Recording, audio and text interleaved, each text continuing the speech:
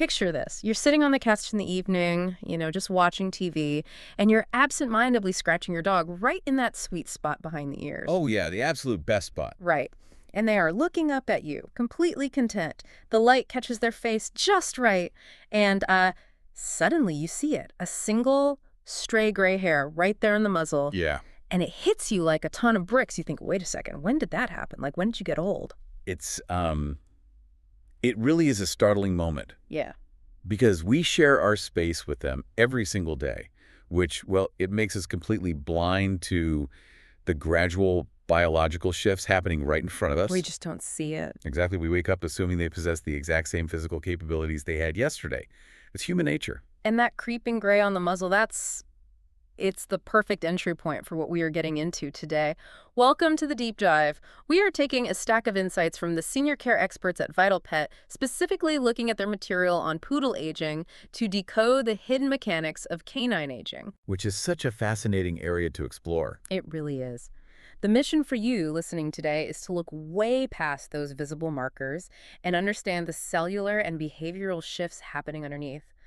Because I always look at that first gray muzzle hair like a check engine light illuminating on a dashboard. That's a really good analogy. Yeah. Though, the tricky thing about a check engine light is that by the time it finally clicks on and glows red, the wear and tear under the hood has been accumulating for thousands of miles. Right, the engine has already been changing silently. Precisely. The light doesn't mean a problem just started. It means the cumulative effect is finally visible to the naked eye. And aging is that exact same gradual, invisible process. It's a slow, cellular metabolic shift. So it's not an overnight thing? Not at all. Waiting for the physical signs of aging to appear before you change how you care for your dog means you've already missed years of opportunity to support them proactively. Which brings up a massive, glaring question. If aging isn't a sudden switch that flips, and we shouldn't wait for the gray hair, well, when does a dog actually become a senior? The VitalPet sources point out something that completely upends how most people calculate dog years. They highlight this biological size paradox. Yeah, the size paradox. And poodles provide a brilliant case study for this because they come in 3 distinct sizes. Yeah. You've got the toy, the miniature, and the standard. Right. Genetically, they are incredibly similar, but their biological aging timelines differ wildly, based entirely on their physical mass. But wait, let's look at the math on this for a second, because the old multiply by 7 rule is like burned into our brains. Are you telling me a 9-year-old standard poodle is a senior citizen, but a 9-year-old toy poodle is just hanging out in middle age? That's exactly what I'm saying. How does that even work biologically? Like, why the difference? I know, it defies our human desire for simple math. But smaller dogs generally reach their senior years much later than large dogs. A toy or miniature poodle might not hit that true senior life stage until they are like 10 or 11. Wow. Whereas a standard poodle, because they carry much more mass, they reach it around 7 or 8. Why, though? Why does being taller or heavier mean your cells give out faster? It comes down to the mechanics of growth and cellular division early in life. Large breeds grow at an astonishingly rapid rate in their first year compared to small dogs. Oh, because they have so much more ground to cover, size-wise. Right. To achieve that massive skeleton and musculature, their cells have to divide incredibly fast. And that rapid cell division relies heavily on hormones like IGF-1 or insulin-like growth factor. So pushing the accelerator to the floor during puppyhood burns up the engine faster later in life. That is a great way to visualize it. Every time a cell divides, the little protective caps on the ends of their DNA, they're called telomeres, they get slightly shorter. Okay, I've heard of telomeres. Yeah, and plus, all that rapid metabolic activity produces more free radicals, which cause cellular damage over time. Because large dogs divide cells so rapidly to grow so big, they essentially burn through their biological lifespan quicker. That's wild. So their baseline cellular age is older than a small dog of the exact same chronological age. That is just wild. 2 dogs born in the exact same year, but one gets their retirement pension at 7, and the other works until they're 11. Just based on how fast they grew as a puppy. And we also have to factor in that preventive care and body condition heavily influence where any specific dog lands on that spectrum. So it's not just genetics. Right. 2 8-year-old standard poodles could be aging at completely different rates based on how well their joints and weight have been managed over the years. The term senior It's really a life stage shift, not a fixed birthday. So if you have a dog approaching these years, you essentially have to throw the calendar out the window. Pretty much, yeah. Which means knowing when your dog enters this stage leads us directly into how it physically manifests. The most obvious change owners notice is, a slowing down in pace. But the sources throw a huge red flag on how we humans tend to react to that slowdown. They do. Because treating a dog's aging process simply as managing their inevitable decline is incredibly detrimental. Some change in stamina is entirely normal. A 10-year-old dog won't have the explosive, chaotic energy of a 2-year-old puppy. Sure, they're not bouncing off the walls anymore. Exactly. But a gradual slowdown over a year is very different from a dog who suddenly can't make it around the block on a Tuesday. The sources stress that a sudden change is a medical symptom requiring a vet, not just getting old. So writing off sudden lethargy as just old age is a trap. It's a tragic trap. But even with the normal, gradual slowing down, the strategy for daily exercise must adapt, not stop. Adapt meaning? You transition to shorter, more frequent, gentler walks rather than one long, grueling weekend hike. See, I struggle with this one out of pure empathy. How so? Well, if I am looking at my older dog, and they are panting a bit more, looking a little tired halfway through a walk, my absolute first instinct is to unclip the leash, head home, and let them sleep. I just want to say, you've been a good boy for a decade, you can retire to the couch. Sure. Aren't we being a little too harsh, forcing a workout on them when they clearly just want a nap? It is a total understandable instinct. Yeah. We naturally equate rest with comfort and care, but biologically speaking, letting an aging dog become completely sedentary is one of the harshest things you can do to their skeletal system. Really? Yes, it comes down to the mechanics of the mobility feedback loop. Walk me through the mechanics of that loop. Think of your dog's muscle mass as a custom-built set of shock absorbers for their skeleton. When a dog stays appropriately active, they maintain that muscle mass. Okay, so the muscles act like a brace. Exactly. That tight brace holds their joints stable. That stability protects the cartilage and keeps the synovial fluid, the lubrication inside the joint, circulating properly. So if you give in to the instinct to just let them sleep all day, You trigger a catastrophic negative loop. When a dog becomes sedentary, they experience muscle atrophy. The muscle fibers literally shrink and weaken from disuse. oh, wow. And without those thick shock absorbers, the impact of every single step goes directly into the aging bone and cartilage of the joints. Which causes inflammation and pain? Precisely. And because it hurts to walk, the dog wants to move even less, And moving less causes even more muscle atrophy. which transfers even more impact to the joints. Yeah. It is a vicious downward spiral. Adapted activity isn't a chore you're forcing on them. Maintaining that muscle brace is a mandatory protective measure for their overall mobility. Exercise is literal armor for their skeleton. I love looking at it that way. But the physical body is only half the equation, right? The sources heavily emphasize that this exact same use-it-or-lose-it dynamic applies to the aging canine brain. Absolutely. The old adage that you can't teach an old dog new tricks is scientifically false. In fact, failing to teach an old dog new tricks accelerates their mental decline. So they need the challenge. The nervous system requires constant engagement to maintain cognitive plasticity. Let's define plasticity for the listener. We're talking about the brain's physical ability to keep rewiring itself, right? Correct.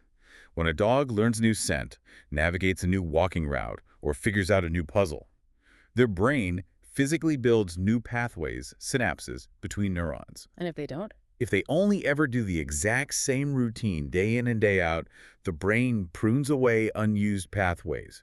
You have to keep the brain engaged through ongoing training, novel food puzzles, or safe new environments.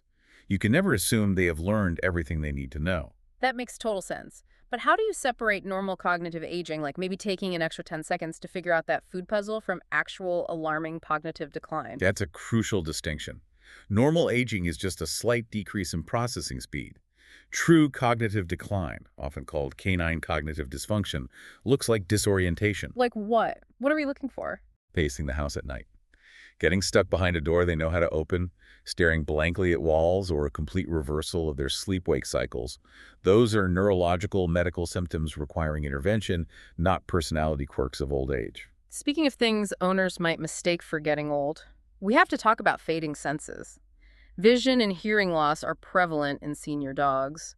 But the sources point out that dogs are absolute master compensators. Well, they're incredible at it. If they are losing their vision or hearing, they actively try to hide it, right? They are brilliant at masking weakness. It is an evolutionary survival trait. In the wild, displaying sensory loss makes you vulnerable to predators or costs you your status in the pack. It's almost like they have the entire house perfectly mapped out in their heads, like a super spy whose communication earpiece has gone dead and their night vision goggles are broken. They don't want the enemy or the owner to know they are compromised. That is the perfect way to describe it. So they just flawlessly execute the memorized patrol route. They know exactly how many strides it takes to get from the living room rug to the kitchen water bowl. Unbelievable. And they start relying heavily on their olfactory bulbs, their sense of smell to track where you are in the house, or they pay hyper attention to the vibration of your footsteps on the floorboards. So they use environmental context clues to fake perfect hearing and vision. Like when you walk in the door, they are sitting there waiting and you think their hearing is crystal clear. Yeah, But in reality, they didn't hear the door chime at all, did they? They just felt the change in air pressure when the door swung open. exactly. Owners are routinely shocked when a veterinarian diagnoses their dog with profound deafness or blindness. They don't notice it until they take the dog out of their memorized patrol route and put them in a novel environment. Like a friend's house. Or a new park where the dog suddenly bumps into a chair or panics because they can't rely on memory. Man, if they're this brilliant at faking perfect hearing or vision, it terrifies me to think about what else they're pretending is fine, like physical pain. This is perhaps the most critical realization for anyone sharing their life with a senior dog. The dog's ability to mask sensory loss directly correlates to their stoicism regarding pain. So what looks to you like normal slowing down might actually be hidden chronic discomfort. Yes, But if they are so evolutionarily programmed to hide weakness that they won't cry out or whimper when their joints ache, how on earth are we supposed to tell the difference between a dog who is naturally chilling out and a dog who is secretly hurting? you have to become a student of their micro behaviors. Yeah. Dogs rarely vocalize chronic pain. Yelping is for acute, sudden trauma like stepping on a thorn. Right, the sharp pain. Chronic arthritis pain shows up much more subtly. You look for a sudden reluctance to jump into the back of the SUV when they used to clear it easily. Or stairs, maybe. Exactly. Hesitation at the top of a staircase. A slight shift in how they distribute their weight when standing, moving the load off their back hips onto their front shoulders. The sources also mention social withdrawal. Yes, that's a big one. If your normally affectionate dog suddenly prefers to sleep alone under the dining room table instead of on the couch with you, they might be guarding a sore body. Because they don't want to be bumped into. Right, they are isolating themselves so a human or another pet doesn't accidentally bump into their aching spine. Unaddressed pain quietly devastates their quality of life, and it usually just looks like they're acting old. It is heartbreaking to think about them just, swallowing that pain. And there are two massive hidden areas of discomfort owners frequently miss, right? Diet and dental disease. Let's break down the diet aspect first because metabolic changes are profound. As a dog ages, their basal metabolic rate, the calories they burn just existing, drops. Combined with those adapted, shorter exercise routines we talked about. Their daily caloric needs plummet. So if you keep scooping the exact same amount of kibble into the bowl for a 10-year-old dog that you did when they were a highly active 3-year-old, obesity is practically guaranteed. And remember the mobility feedback loop. Stacking extra body weight onto deteriorating cartilage accelerates the joint pain and muscle loss. That makes total sense. Now, a mild decrease in appetite can be normal as they naturally self-regulate a slower metabolism. But a sudden spike in hunger or refusing meals entirely is a massive red flag for a metabolic disease like diabetes or kidney failure. And then there is dental disease, which the sources describe as cumulative. It isn't that old dogs just randomly get weak teeth. No, not at all. It's that microscopic plaque has been building up for years, calcifying into tartar, pushing under the gum line, and slowly eroding the bone. The pain of advanced periodontal disease is intense. Imagine having a chronic throbbing tooth infection for 8 months, but you lack the vocabulary to tell anyone. Ouch. You just quietly chew on one side of your mouth, drop your toys a little faster, or act a bit more irritable when someone pets your face. And it's not just local pain, is it? No, the systemic inflammation from rotting teeth floods their bloodstream with bacteria, which severely damages their heart and kidneys over time. We've mapped out a pretty daunting reality under the surface here. I mean, the muscle atrophy, the mask sensory loss, the hidden joint pain, the metabolic shifts. It's a lot. It is a lot to process. So how do we take all of this and actionably change their world to support them? Because the sources outline a very specific environmental and medical strategy. The foundation of the entire strategy is shifting away from a passive mindset. The biggest mistake is attributing every change to old age and failing to investigate. We have to actively adapt their environment to meet their new biological reality. It feels a lot like what you do when you bring a human toddler into a house, but in reverse. You don't baby-proof the house, you senior-proof it. Senior proofing is vital. I'm curious, what physical changes stood out to you from the guidelines? For me, it was the realization about flooring. Like, slippery hardwood or tile floors are basically an ice rink for a dog losing muscle mass in their hind legs. Oh, absolutely. They have no grip. So you add non-slip surfaces like long throw rugs with rubber backing to the primary paths they walk. You add secure ramps for the car and small steps for the couch. You also have to assess resource placement. What do you mean? Well, if their favorite bed or their water bowl is on the second floor, they're being forced to navigate painful stairs just to get a drink. Move their resources to easily accessible ground floor locations. That is so simple, but so impactful. It is astonishing how changing the physical friction of their environment can instantly restore an aging dog's confidence and independence. Like fix the slippery floor and suddenly your dog isn't lethargic anymore. They were just avoiding the kitchen because it hurt to walk on it. Exactly. Now, alongside senior-proofing the house, the medical strategy has to intensify. The baseline recommendation is shifting vet visits to twice a year. Yes, because biological changes accelerate in the senior years. And as we discussed, the dog is actively trying to hide those changes from you. A year between checkups is just too long. The VitalPet Insights emphasize something called baseline laboratory screening. Why is a baseline such a critical tool now? A baseline is essentially a map of what is chemically normal for your specific dog. Veterinarians run comprehensive blood work and urinalysis right at the beginning of the senior years. It allows the vet to intervene before the check engine light ever illuminates. Exactly. It's proactive care at its finest. That brings it all full circle, really. If we synthesize the core philosophy from all of these sources, healthy canine aging isn't about managing a slow decline. Not in the slightest. Healthy aging is about thoughtful, proactive adaptation. A senior dog that stays engaged with novel mental challenges, maintains their muscle brace through adapted exercise, and lives in a senior-proofed environment supported by vigilant baseline medical care. That dog maintains a vastly superior quality of life compared to a dog allowed to simply fade into the background. You don't take them out of the game, you just adjust the rules so they can keep winning. I love that. Adjust the rules. We just spent this entire time dissecting how dangerous it is to write off a dog's behavioral changes as just getting old. We saw how that assumption masks hidden pain, ignores metabolic shifts, and deprives them of the simple environmental tweaks like a rug on a slippery floor that could completely restore their independence. It's all about paying attention to those subtle shifts. And it really makes you wonder, how often do we make that exact same tragic mistake with the aging humans in our lives, or even with ourselves? How many of our own physical or mental declines aren't actually inevitable biological decay, but are really just a failure to thoughtfully adapt our environments and our routines?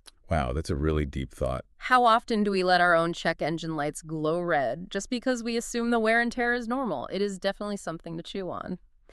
Thank you so much for joining us for this deep dive. Keep asking questions, keep looking past the obvious, and we'll see you next time.